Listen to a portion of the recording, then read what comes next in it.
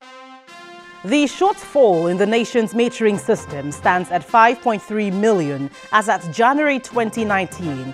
This is amidst increased calls for provision of meters for electricity consumers. However, the federal government has introduced an initiative to bridge the gap. My guest is the Managing Director of the Nigerian Electricity Management Services Agency, and he talks about the metering situation in the country.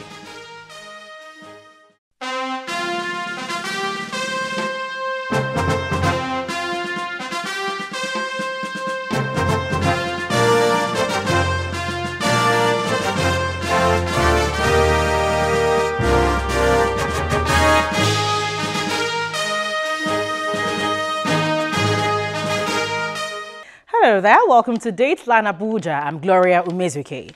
Street trading is illegal in the nation's capital. However, the number appears to be on the rise within the metropolis, with the traders insisting that the cost of getting shops is not pocket-friendly. Well, what is the relevant authority doing about the situation? In our interview this week, we'll be looking at the metering situation in the country. But first, what are the stories that made headlines within the week in the nation's capital?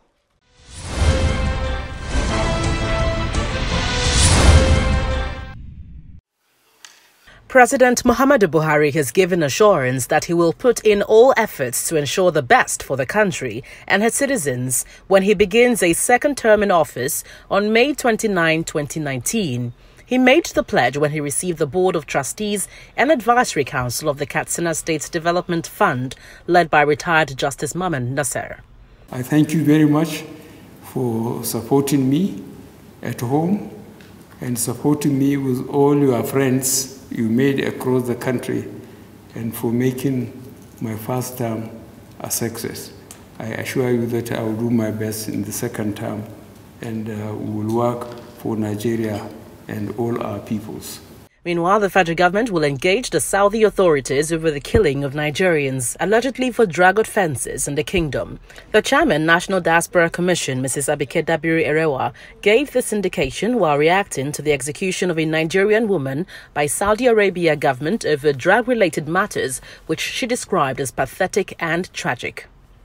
The news of the execution of a Nigerian in Saudi Arabia for drug-related offences is pathetic, tragic and sad.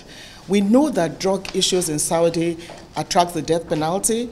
That will be the 8th Nigerian to be executed for drugs in Saudi in the last few years. And we have about 24 on death row. So while we appeal to Nigerians, especially going to Saudi Arabia, it's tough.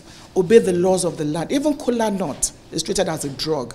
President Muhammadu Buhari has declined assent to 8 bills passed by the National Assembly. President Buhari communicated his decision to decline assent to the bills in letters written to the Senate and read by the Senate President, Dr. Bukola Saraki. One of the bills rejected is the Ajaokuta Steel Company Completion Fund Bill. I am declining assent to the bill because appropriating 1 billion from the excess crude account is not the best strategic option for Nigeria at the time of budgetary constraints.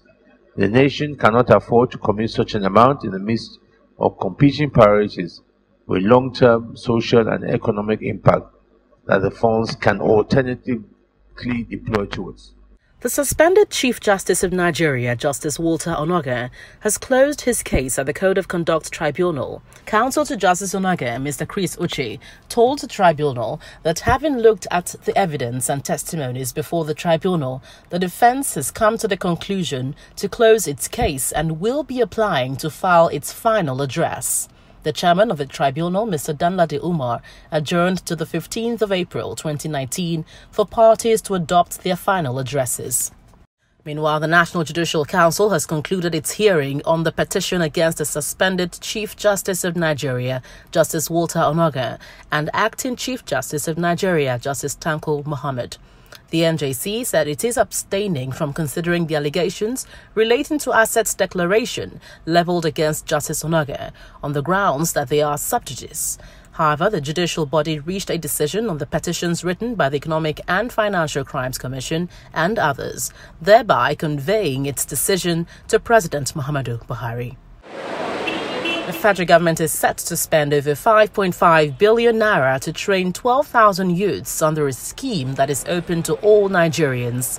The Minister of Budget and National Planning, who briefed correspondents after the weekly Federal Executive Council meeting, says each of the 12,000 youths will, in turn, train 5 other youths. The program under the NPower program draws participants from the 6 geopolitical zones in the country.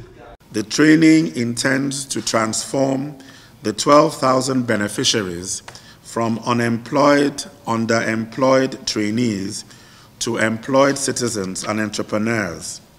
The rise in cases of kidnapping in several parts of the country has become a subject of great concern to the Nigerian police, and the Acting Inspector General of Police, Mr. Mohammed Adamu, is seeking a partnership with the Air Force to curb the menace. Mr. Mohammed revealed this after a closed-door meeting with the Chief of Air Staff, Air Marshal Sadiq Abubakar. We visited the Chief of Air Staff in order to put heads together so as to come up with joint operation strategy to deal with cases of kidnapping, especially along Kaduna Abuja highway, the situation in Zamfara, the situation in Katsina, Binnangwari area, and Niger, and also Kogi State. These bandits and kidnappers are getting out of hand. The Chief of Army Staff, Lieutenant General Joko Buratai, has called for increased funding for the Army in view of what he says is the war against insurgency and internal security operations in virtually all the 36 states of the Federation. The Army Chief made this known when he led officers before the House of Representatives Committee on Army to defend its 2019 budget proposal. The activities of the violent non-state actors have exacerbated in various regions across our dear country. In response to this, the Nigerian Army has expanded from 5 divisions to 8 divisions and is currently engaged in war against the insurgency in the northeast and other criminal elements in the northwest and indeed in the north central.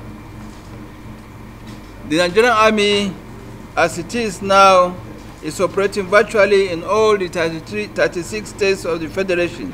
The nation's total debt as at December 2018 now stands at 24.3 trillion naira. In 2017, it was 21.7 trillion naira. The Director General of the Debt Management Office, Mrs. Patience Oniha, who was speaking at a news conference, says the figures comprises foreign and local debts from the federal government and the 36 states of the Federation. The debt stock did increase by 12.25%. In Naira terms, as at December 31st, 2017, it was at 21.725 trillion. By December 31st, 2018, it was 24.387 trillion naira. Let me add that the figures here, as you would see, is the total public debt. So it includes the federal government's debt, the debt of the state governments, and the Federal Capital Territory, and it includes both foreign and domestic. The federal government, in its quest to make Nigeria a friendly business destination, has implemented over 100 reforms in the last 3 years. The Vice President, Professor Yemi Osinbajo, gave this indication during the Presidential Enabling Business Environment Council Award for 2019. The Council will continue to work extensively with all MDAs, the National Assembly, and other key stakeholders. All of us who have been involved in this incredible journey will agree that it has been both exciting and fulfilling, even if admittedly sometimes frustrating. But this is the way of progress.